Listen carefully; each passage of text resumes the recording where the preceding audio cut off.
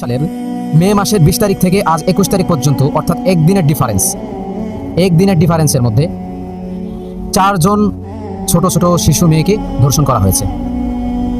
তার মধ্যে থেকে বেশি মর্মান্তিকভাবে হত্যাকাণ্ড এবং ধর্ষণ হয়েছে লামিসা নামে মেয়েটি। হ্যাঁ, আমি আজকে আপনাদের সাথে কথা বলতে যাচ্ছি মূলত লামিসার বিষয়। আচ্ছা, এই মেয়েটি কি দোষ করেছিল যে তাকেও এরকম মর্মান্তিক হত্যাকাণ্ডের সম্মুখীন হতে হলো? সে কি বুঝে?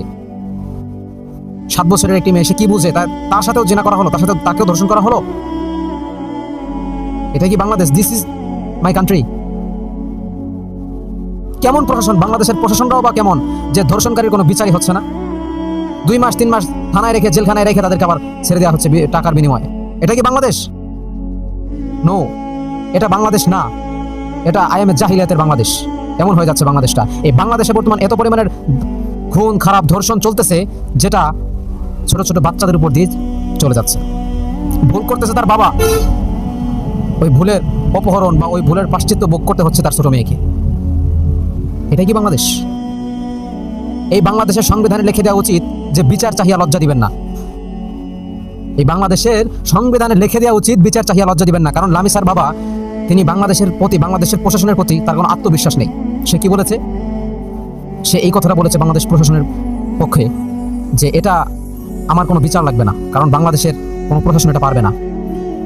10 দিন 15 দিন পর যাবে, বড় একটা ঘটনা আসবে, এরপরে আমার এই কাহিনী ধামাচাপা পড়ে যাবে। This is Bangladesh, this is প্রশাসন। এটাই কি বাংলাদেশ? এটাই প্রশাসন? কেমন বাংলাদেশে বাস করছি আমরা যেখানে ধর্ষণের কোনো বিচার হচ্ছে না? কেমন বাংলাদেশে বাস করছি আমরা যেখানে নারীরা নিরাপত্তা পাচ্ছে না? আফসোস, কি বলবো আপনাদের বলেন। যেখানে ছোট ছোট মেয়েরা যারা নিজের সম্পর্কে কিছু বুঝে না, ক্লাস 5-এ 3-তে পড়ে, তাদের সাথে এরকম মর্মান্তিক অবস্থা।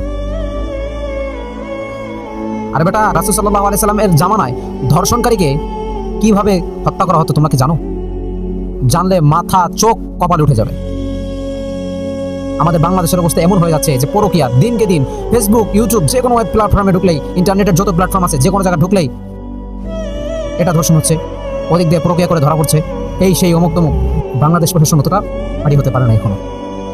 বাংলাদেশ প্রশাসন এটা কখনো পারবে না। বাংলাদেশ প্রশাসন টাকার হাতে বিক্রি হয়। এই বাংলাদেশ প্রশাসন টাকার কাছে বিক্রি হয়ে যায়। বাংলাদেশ প্রশাসন, আপনি জানলে অবাক হবেন যে এখন পর্যন্ত যত ধর্ষণ হয়েছে, একটা ধর্ষণকারীর মামলা ভালো মতো এরা ক্লিয়ার করে নেয়। বাস 1 মাস 1.5 মাস 2 মাস গেছে গা, সব শেষ। এই যে আপনারা দেখতেছেন লামিসার বিষয়ে, লামিসাকে নিয়ে লামিসার বাবা যে কথা বলছে, আসলেও অনেক মর্মান্তিক, দুঃখজনক একটা অবস্থা, যেটা বাংলাদেশের হাজারো মানুষকে কাঁদাচ্ছে এখনো। লামিসা ছোট মেয়েটা কি করেছে যে তাকেও ধর্ষণ করা হলো? কি করেছে? কি, আমার প্রশ্ন একটাই, কি করেছে মেয়েটা? তাকে এমনভাবে ধর্ষণ করার পরে তাকে এমনভাবে হত্যা করা হয়েছে যেটা বাংলাদেশে আজ পর্যন্ত হয়নি। ছোট্ট একটা মেয়েকে এমনভাবে হত্যা করা হয়েছে, তাকে ইচ্ছামতো ব্যবহার করার পরে ওই মেয়েটির মুন্ডু আলাদা করে বালতির মধ্যে ফেলে রাখা হয়েছে। আমি বাংলাদেশ প্রশাসনের কাছে একটা কথা বলবো, আমার এই ভিডিওটা যদি বাংলাদেশ প্রশাসনের কোনো একজন লোক দেখে থাকেন, আমি আপনাদেরকে বলতে চাচ্ছি এই ধর্ষণের মামলা আমরা আপনাদের কাছে দিব না। এই ধর্ষণের মামলা আপনাদের কাছে দিতে চাই না।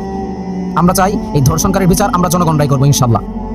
আর যদি ধর্ষণকারীর বিচার আমাদের হাতে না দেন, জনগণের হাতে না দেন, তাহলে রাষ্ট্রীয়ভাবে জনগণ যা সিদ্ধান্ত নিব আমরা, সেটা কিন্তু কখনো কল্পনা করতে পারবেন না।